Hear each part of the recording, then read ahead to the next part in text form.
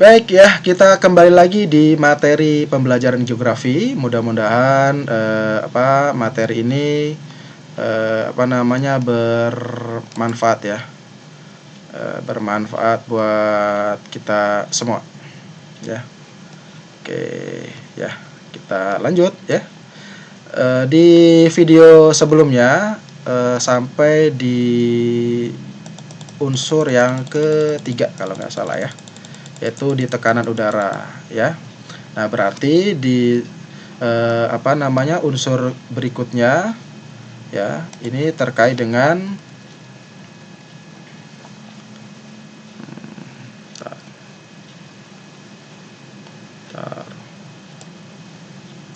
tekanan udara tadi sudah ya. Jadi kesimpulannya adalah tekanan udara itu berbanding terbalik dengan apa? Dengan suhu, gitu ya, seperti itu. Berikutnya, nah ini kalau tadi ada beberapa faktor-faktor yang mempengaruhi suhu udara. Ternyata tekanan udara juga dipengaruhi oleh beberapa hal. Nah, di sini ya, tolong diperhatikan. Nah, ini. Nah, jadi faktor-faktor yang mempengaruhi tekanan udara. Yang pertama, tinggi rendahnya tempat. Semakin tinggi suatu tempat, lapisan udara akan semakin tipis dan semakin renggang, sehingga tekanan udara yang ada semakin rendah. Nah, itu ya. Seperti itu. Kemudian, kedua, temperatur.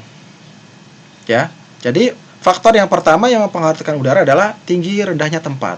Yang kedua, temperatur atau suhu. Apabila temperatur udara tinggi, maka volume molekul udara berkembang sehingga tekanan udara menjadi rendah. Dan berbanding sebaliknya. Jadi kalau suhunya rendah, maka tekanannya besar. Kalau suhunya tinggi, maka tekanannya kecil. Kemudian sebaran laut dan daratan. Ternyata kondisi laut dan daratan atau pulau itu mempengaruhi tekanan udara juga. Jadi pengaruh sebaran daratan dan lautan sangatlah jelas ya. Ada lintang pertengahan misal gitu, atau lintang tengah itu juga mempengaruhi kondisi laut dan daratan. Kondisi tekanan udara. Nah, berikutnya ya, faktor cuaca dan iklim berikutnya adalah kelembaban udara. Nah, ini ya. Indonesia ini termasuk kondisi udaranya lembab ya. Nah, apa sih kelembaban udara? Kandungan uap air di udara itu disebut sebagai kelembaban udara. Nah, uap air tersebut berasal dari evaporasi dan transpirasi atau penguapan dari tumbuhan. Jadi maksudnya kelembaban itu dari uap air ya. Adapun alat untuk mengukur kelembaban udara namanya hygrometer. Kelembaban udara ada yang dinamakan kelembaban mutlak atau absolut dan kelembaban nisbi atau relatif. Nah, gitu ya. Kemudian berikutnya, nah ini adalah rumus untuk mengukur kelembaban udara suatu tempat. Jadi kelembaban setiap tempat ini berbeda-beda. Bisa diukur dengan rumus ini, yaitu dengan rumusnya kelembaban relatif. Rumusnya adalah kelembaban mutlak dibagi nilai jenuh udara atau kelembaban maksimum dikali 100%. Nah, itu ya. Nanti kalian cari ya di sumber-sumber lain contoh soal terkait dengan kelembaban udara. Nah, kalau yang ditanya kelembaban relatif menggunakan rumus ini. Yang berikutnya adalah angin. Nah, ini tadi ada yang bertanya tentang angin ya. Nah, angin. Nah, mudah-mudahan kita nggak masuk angin ya, meskipun kita belajar tentang angin. Nah, seperti itu. Oke, apa sih angin?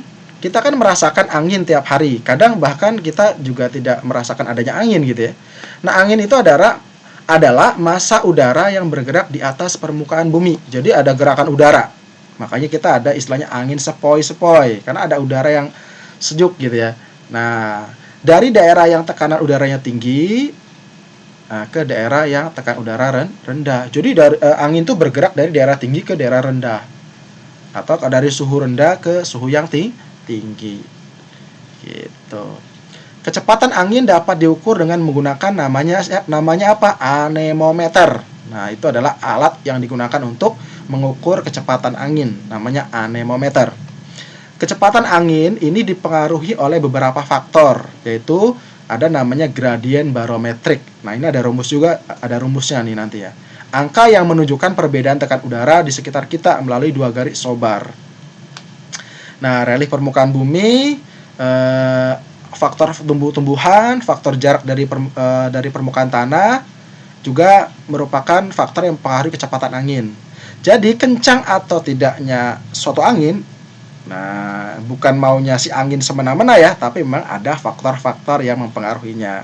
Nah, pertanyaannya, kalau berbicara angin, Pak, kok di Indonesia tidak tidak dikembangkan energi listrik berbasis angin misalnya gitu ya. Jadi tidak sembarangan untuk membangun sebuah pembangkit listrik tenaga angin, atau yang biasa digunakan itu biasanya menggunakan kincir angin ya, menggunakan kincir angin. Jadi tidak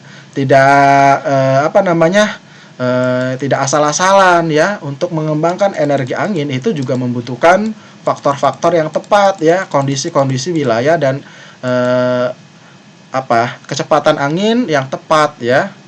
Nah, Indonesia kurang dikembangkan untuk energi ini ya karena memang kondisi angin kita kurang stabil ya, salah satunya itu. Nah, berikutnya, angin yang sering kita rasakan ternyata jenisnya bermacam-macam. Nah, ini tadi ada yang nanyakan angin ya. Secara umum, macam-macam angin dapat dibagi menjadi 3, yaitu angin tetap, angin periodik atau musiman, dan angin periodik harian. Nah, jadi nanti silakan kalian lihat di video berikutnya tentang angin ya, khusus tentang angin. Nah, berikutnya awan dan kabut. Nah, ini juga kalian pernah lihat, kalau lihat di langit tuh pasti kalian lihat awan tuh. Ada yang bergumpal-gumpal, ada yang macam-macam. Dan kalau kalian ke gunung juga pasti, atau ke puncak pasti lihat kabut. Nah, ini perbedaannya ya. Benda langit yang berwarna putih ini sebenarnya adalah kumpulan partikel atau titik air yang tampak di atmosfer. Nah, kalian pasti sering lihat awan yang bentuknya berbeda-beda. Bahkan ada yang kelihatan bagus, indah gitu ya. Nah, awan-awan tersebut bisa dibedakan dari beberapa jenisnya, baik berdasarkan ketinggian maupun berdasarkan pertumbuhan vertikalnya. Nah, itu ya. Nah, sementara kabut, ini perbedaan awan antara kabut ini, kalau kabut adalah awan rendah yang ada di permukaan bumi. Nah, makanya kita kan bisa bisa dekat banget kabut kalau kita lewat ke puncak kan kelihatan. Kalau kalian naik gunung juga bisa kelihatan banget gitu ya, dekat banget sama kita. Nah, itu terkait dengan awan dan kabut ya. Gitu. Nah, berikutnya curah hujan. Nah, ini sekarang ini lagi musim hujan ya. Bahkan di beberapa daerah ya sedang mengalami musibah, yaitu adalah banjir. Ya. Nah, oke ya.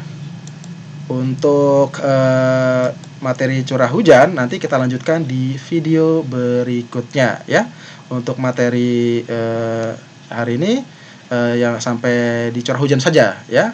Sekian, assalamualaikum warahmatullahi wabarakatuh. Waalaikumsalam warahmatullahi wabarakatuh.